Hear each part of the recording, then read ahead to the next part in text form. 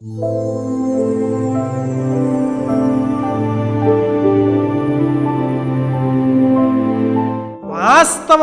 జీవమును సంపాదించుకొను నిమిత్తమును రాబో కాలమునకు మంచి పునాది వేసుకోవడానికి దేవుడిచ్చిన సొమ్మిది. నువ్వు వేసుకుంటా ఉన్నావా మంచి పునాది?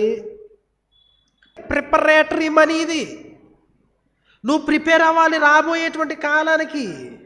ఏదండి, ఆర్థిక వనరులను ఆర్థికేతరమైనటువంటి వాటి కొరకే వాడాలి. Using economic resources for non economic purposes అంటాం.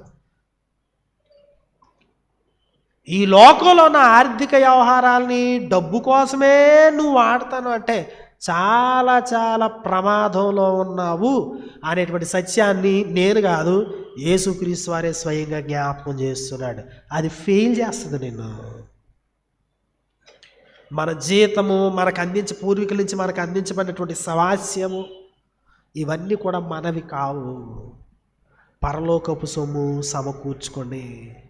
శాశ్వతమైనటువంటి సొమ్మును సమకూర్చుకోండి.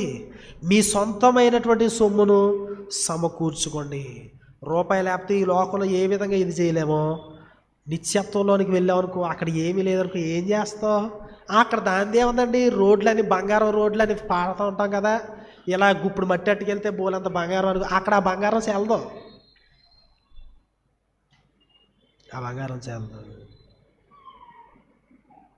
ఒకవేళ ఈ రాత్రియే వారు నీ ప్రాణమును అడుగుచున్నారని మనతో కూడా యేసుక్రీస్తు వారు మాట్లాడాడే అనుకోండి, ఏ సొమ్ము పట్టుకుని వెళ్తాం?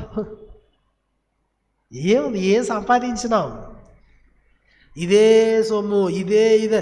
కొంతమందికి ఏంటంటే రూపాయి లేదనుకోండి చేతిలో, మనిషిలో ఇక మనిషి ఇక కాలు భూమి మీద నిలబడి ఇంక ఉండలేరు. ఏదో అయిపోతూ ఉంటుంది అన్నమాట. ఏదో బీపీ లేచిపోయి ఇంకోటి ఏదో అయిపోయి అంటే అంత పెనవేసుకుపోతూ ఉంది హృదయం మనకి.